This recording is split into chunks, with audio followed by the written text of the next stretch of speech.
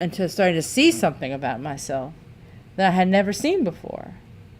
And it was just such a blessing to be given the opportunity to be here at the Church of Truth, because I know that, I would not be alive to this day if it were not for them. How they have warred for my soul, how they have been willing to stand and teach me and set a standard and an example, and to be spiritual parents unto me, and how they do that for so many. And it's a blessing. It's such a blessing to know that this is the plan that the Lord had, that his word, it does make sense. It does come forth in our lives. When we are willing to go to war with that darkness in our hearts and our minds, a life comes forth. It's a whole new creation, a whole new life for anyone who's willing to go into the battle and be taught. And it isn't something that you can do on your own, that you can just say, well, that's nice, and I'm just gonna make this my own little thing. And I know that when I was first coming to the Church of Truth, that's what we were trying to do. We were trying to just be like, oh, well, we'll check in with Elder Miller whenever we get a chance, and then we'll go and live some other place and do some other stuff. And the Lord definitely brought us here. He brought us here, and it was such a blessing, because being here and being taught is such a strengthening. And it's not everybody's story, but that's my story. I needed to be here. I needed to be taught. I needed to be strengthened and lifted up by the servant of the Lord. And it's where I want to be. It's where I know that even in the battles, when the thoughts rise up, or in my spirit I come against Mother Jenny, I know that she is nurturing me. She is raising me up out of that darkness into life. And I have to stay in the fire. I have to stay connected. I have to stay willing to look at myself, willing to say, yes, Lord, I want to receive through your servant. I want to go deeper. I want to know what it is in me that's keeping me disconnected from you. And the Lord is doing the work in me. It's so exciting. It's so real, and it's so alive, because it is the Lord, and it's his plan that he has for all people, to be able to receive his love and experience him, and to know what his will is in any situation. In that old church, we said we didn't know his will. We couldn't know what he thought about anything. And that's why we felt like we were so dead and asleep, because we weren't receiving life. We weren't receiving anything of who he is. And so here at the Church of Truth, we are being taught. We're being given that opportunity to cleave unto him, and to stay connected, and to do that for our children. It's so amazing to see the next generation being raised up in these doctrines, so that they don't have to come out of that fear that we had, that fear that we wouldn't know what the Lord thought. The kids at the Church of Truth, they get to daily know what the Lord thinks and rejoice in that. And so just being taught and being instructed and having that life, the Lord truly becomes our God, because he wasn't our God when we think that we can't know his will and we can just do whatever we want and we can make up our own doctrine about everything that we do. That's not who the Lord is. Your God is when you truly worship the Lord, when you truly worship who he is. When I am willing to say, I see the murder in my spirit. I see the viciousness. I see the lies and the hatred that rise up in me. And I don't want them anymore.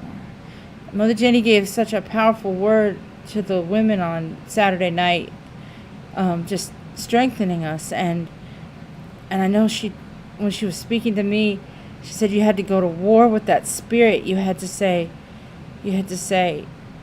get out of here, you devil. Get out of here, you devil. And I had to truly see that there was a spirit in me that I had to really look at it, that I made my own, that it was a devil that I was dwelling with, that I was loving and making my own, and that I had to see it for what it is, because that old doctrine wanted me to smooth everything over, wanted me to just make whatever I had done to be little. Like, oh, well, I was confused. I didn't know. It was a light thing. But to look at myself and to truly see that I had made myself in such a connection, such a covenant, such a bond with that spirit of wanting to rule over other people, wanting to destroy somebody else, and that I could come out of that I could look at it and see that it was something that I didn't have to connect myself with and stay in, that I could say, I see you there, and I'm telling you right now that I'm not going to stand for it, because it is against my God and against his divine laws, and that I can call you out for the devil that you are, that I've made too close a covenant with, and that I can come out of that, and that I can experience who the Lord is creating me to be, which is a vessel that he can dwell in. So I thank the Lord for that, and I thank the Lord for what he's doing in all my brothers and sisters here at the Church of Truth, as we learn how to receive and come up out of that darkness. Brother Ron, did you want to share? Do you want to go to Deuteronomy 7 and read verses 1 and 2? Read it again? Mm-hmm. Okay.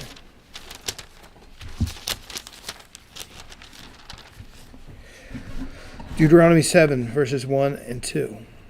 When the Lord thy God shall bring thee into the land whither thou goest to possess it, and hath cast out many nations before thee, and the Hittites, and the Girgashites, and the Amorites, and the Canaanites, and the Perizzites, and the Hivites, and the Jebusites, 7 nations greater and mightier than thou. And when the Lord thy God shall deliver them before thee, thou shalt smite them, and utterly destroy them. Thou shalt make no covenant with them, nor show mercy unto them. Amen. We share with us how the Lord is teaching you how to have no mercy with the sin in you. Amen, Sister Mary. You know, it's powerful thinking about how we need to view the battle inside of ourselves and not look at it so much outwardly. But Mother Jenny has been really blessing for challenging us and saying, why is there such fear about addressing the evils in the nation right now, about the evils of, what we're seeing in Trump, the evils we see in the Republican Party, the evils we see where Democrats are rolling over and are just, not dealing with Trump, and that it's not just, it's bad if you're just complaining and watching the television at home, but there's a lot of people just afraid to do something about it. And how that's really, there's something in our own spiritual growth that you need to do to get interested in the politics and to actually address what's going on in the nation. And the Lord is really blessing to show, inside of myself, how I would have been part of that number today that is going and just following after everything that Trump is saying. Amen. Trump, people treat him like he's a god in this nation. People really do. People treat him like he's a god. You even hear people saying he's worthy of a little bit of worship. I heard that the other day from somebody talking about Trump. And it's this mindset that where people have set the truth aside over and over and over again to defend this man, to lift up their own party because they feel like he's on Team God. They feel like Trump is on Team God, and that they get that idea because I was in the same mindset. You look at, what so many Republicans are talking about today. Oh, the transgender thing where look what they're doing after our kids. They want to, go after our kids, and they want to, let them not parents not know when they choose to be some other gender, and that they're having all these operations to get them changed, their genders changed, and just trying to scare folks out of seeing the evil that Trump is doing. Right. Amen. Trying to scare folks and not say, look the other way. Don't look at how Trump has not been faithful in his marriage. Look at how the division in this nation. Look at the racism, what it's done in this nation. Look how Trump almost destroyed this country, how he wants to destroy this country. Mm-hmm. If he gets back in power, he's going to have no respect for democracy. Amen. He's said it over and over and over again. He wants to remove our nation from NATO, the only thing that's holding Russia back. He wants to say that the president has all power, that he's not able to be held accountable by the government. Says absolute immunity. The president has absolute immunity. You know what that is? That's thinking that you're God. Right. That the nation's country. He said the other day that he didn't swear to uphold the Constitution. He said that. He's trying to get a legal argument to get out of it, is when he swore an oath to the country. He said it wasn't to defend the Constitution. He was saying that somehow that as the president, that you to get to decide what is true in this nation. Mm. And that's the attitude that he has at every corner. And people will blind themselves to it. Mm-hmm. Mother Jenny said something so powerful the other day, saying, look at this man that you've chosen to raise up. That he is in this nation where Democrats are afraid of him, where Republicans are worshiping him. Look at this man, how you have seen who he is. How the Lord's exposed this man for who he is. Amen. And how you've bowed down. And she even said, bow down to Satan. Jesus. It was so powerful because that is such a clear thing in this nation. The Lord has shown us who Trump is. He's shown us that the part of us that wants that kind of wickedness leading the nation. Mm-hmm. It's not just about Trump. It's about the wickedness in us that loves the division, that wants this nation raised up just because of who we are. Yes, Lord. That doesn't see any greater nation in the laws of God, but that America is great for just who we